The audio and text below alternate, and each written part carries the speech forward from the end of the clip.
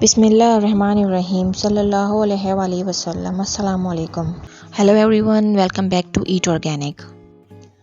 अगर आप ठीक ठाक नींद लेने के बाद भी फिज़िकली वीक फील करते हैं, इरिटेट बहुत जल्दी हो जाते हैं और आपको लगता है कि किसी चीज़ पर आपका फोकस ज़्यादा देर तक रह नहीं पाता, तो इसका मतलब ये है कि कहीं ना कहीं आपके लाइफस्टाइल में कुछ ना कुछ मिसिंग ज़रूर है।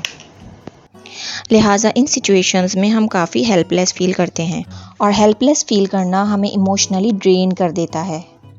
कभी ना कभी तो हम सभी थक जाते हैं, लेकिन बहुत सारे ऐसे लोग हैं जो कि सिर्फ 8 घंटे नहीं बल्कि सिर्फ 6 या 7 घंटे की नींद के साथ बहुत ही खुशगवार और एक्टिव मूड में रहते हैं और कभी थकावट उनके चेहरे पर दिखती ही नहीं। और ऐसा आप भी मैक्सिमम टाइम फील कर सकते हैं और उसका डायरेक्ट कनेक्शन है एक हेल्दी लाइफस्टाइल के साथ।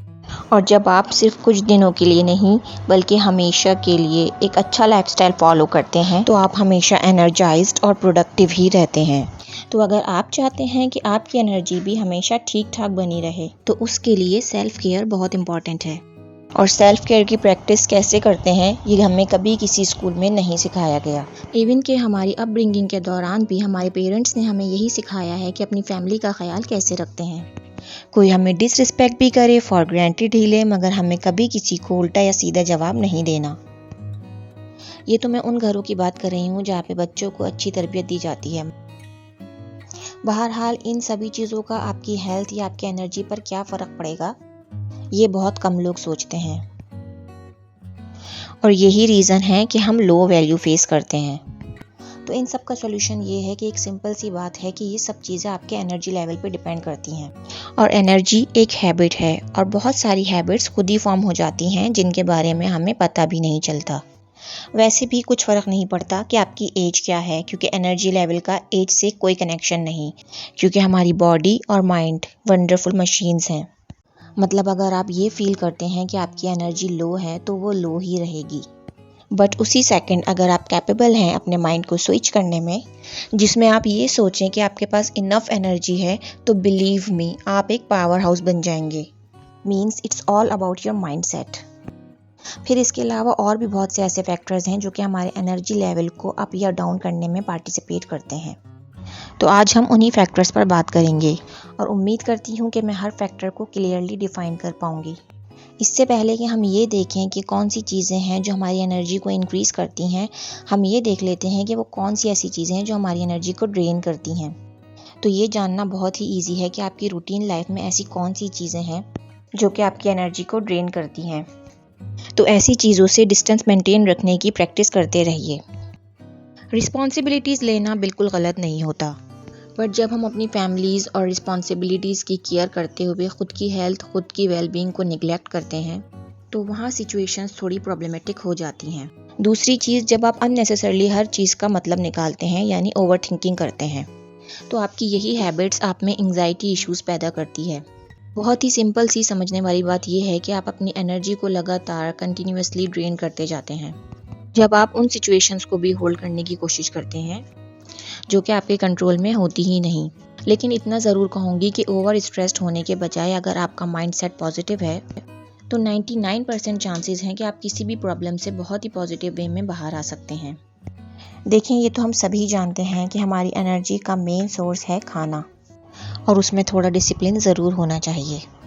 अदरवाइज़ वही खाना आपको एक्टिव बनाने के बजाय लेज़ी बना देगा।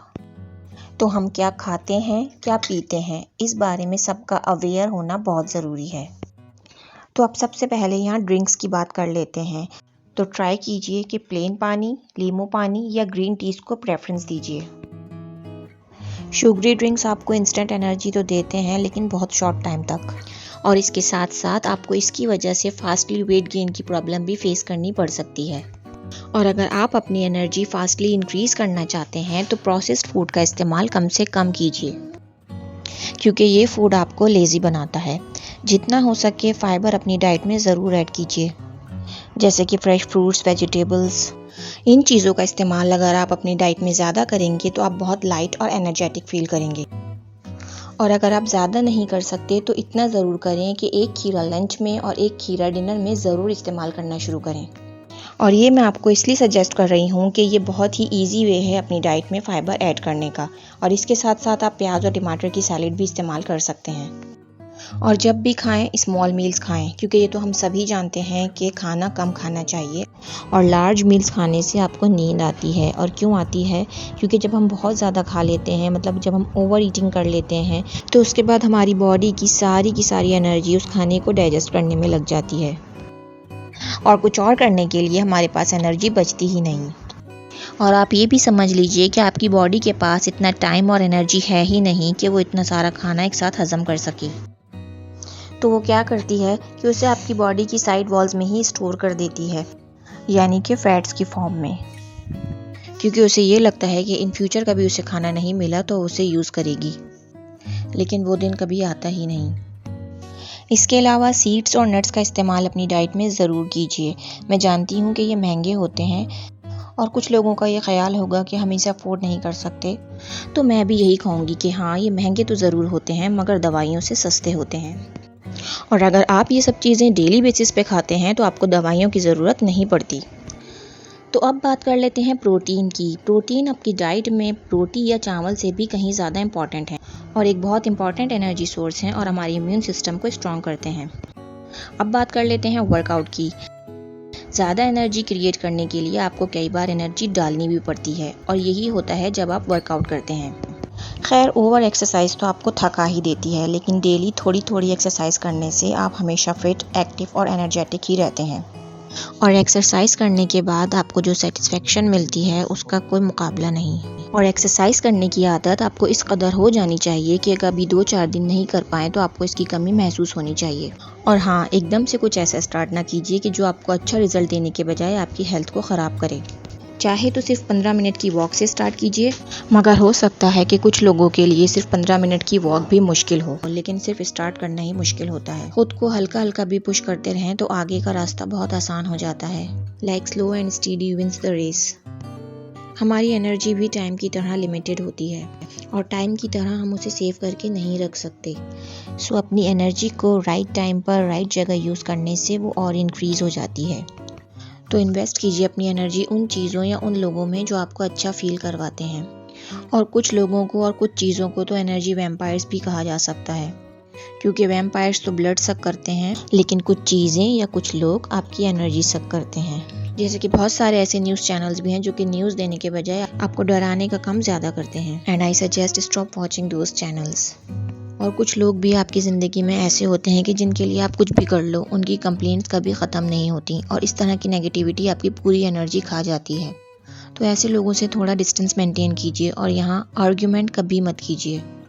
और ये वो लोग या वो चीज़ें हैं जो आपको डिग्रेड फील करवाती हैं। तो अगर आप हमेशा एनर्जेटिक रहना चाहते हैं तो ऐसी चीज़ों और ऐसे लोगों को अवॉइड करना शुरू कर दीजिए। इन एक्शंस के साथ आप नोटिस करेंगे कि आपकी नींद बहुत अच्छी हो जाएगी, एनर्जी लेवल इंक्रीज़ हो जाएगा और आपके स्ट्रेस लेवल को आप डिक्रीज़ होते हुए देखेंगे। हमें टाइम मैनेजमेंट करना कोई नहीं सिखाता। स्कूल्स की बात करें तो स्कूल में भी टाइम मैनेजमेंट जैसी कोई स्पेशल क्लासेस नहीं होती थी, लेकिन बात वही है कि जैसे जैसे आपकी रिस्पॉन्सिबिलिटीज़ बढ़ती जाती हैं, उन्हें करते करते हम खुद भी बहुत कुछ सीखते जाते हैं। तो एक बात तो तय है कि बिना टाइम को मैनेज किए आपका कोई भी दिन प्रोडक्टिव नहीं हो सकता। आपके पास आज क्या क्या काम है और उसमें से भी इम्पोर्टेंट क्या क्या है, टॉप टू बॉटम एक लिस्ट रेडी करना बहुत ज़रूरी है। और फिर उससे भी ज़्यादा ज़रूरी है कि ख़ुद को एक टाइम लिमिट देना कि ये काम इतने टाइम में ख़त्म हो जाना चाहिए। और ऐसा करने से आप एक लिमिटेड टाइम में बहुत सारे काम ख़त्म कर देते हैं। अदरवाइज़ आप पूरे दिन में बिज़ी तो ज़रूर रहेंगे मगर प्रोडक्टिव कभी नहीं हो पाएंगे। एक पर्सन के लिए 8 से 10 घंटे काम करना एक नॉर्मल चीज़ है और इतना ही होना भी चाहिए। और इतना काम करने के लिए आपको ब्रेक्स भी चाहिए ताकि आप खुद को चार्ज कर सकें। लेकिन ट्रस्ट मी, अगर आप प्लानिंग के साथ काम करें तो आपको एक पॉजिटिव एनर्जी ज़रूर मिलती है। आज हम यहाँ एनर्जी की बात कर रहे हैं जो कि आपको कहीं बाहर से नहीं मिलेगी, क्योंकि एनर्जी हमारे अंदर ही है और हमें उसे चार्ज करने की ज़रूरत पड़ती है जब वो लो हो जाती है, सेम हमारे फ़ोन या गैजेट्स की तरह। तो अपनी बॉडी की स्ट्रेंथ और रिस्पॉन्सिबिलिटी के अकॉर्डिंग 6, 7 या 8 घंटे की नींद ज़रूर लीजिए। पावर नैप के बारे में भी हम सभी जानते हैं, तो 20 to 30 मिनट्स का पावर नैप दोपहर के खाने के बाद आपको फुल चार्ज कर देता है। जो कि हमारी नबी की सुन्नत भी है। दिन के टाइम पे ज़्यादा सोना हमें लेज़ी बनाता है। तो अगर आपके पास करने के लिए बहुत सारे काम हैं और आप लो फील कर रहे हैं तो एक झटपट वाला नैप ज़रूर ले लिया करें। लास्ट चीज़ मैं आपसे जिस चीज़ के बारे में बात करूँगी वो है मेडिटेशन। अगर आपको लगता है कि आप दिन में सिर्फ एक बार मेडिटेशन कर सकते हैं तो ऐसा नहीं है, बल्कि इंस्टेंट एनर्जी बूस्ट हो जाती है जब भी आप मेडिटेशन करते हैं, जो कि दिन के किसी भी वक्त की जा सकती है। तो बस यही कुछ पॉइंट्स थे जो मैंने आपके साथ शेयर किए।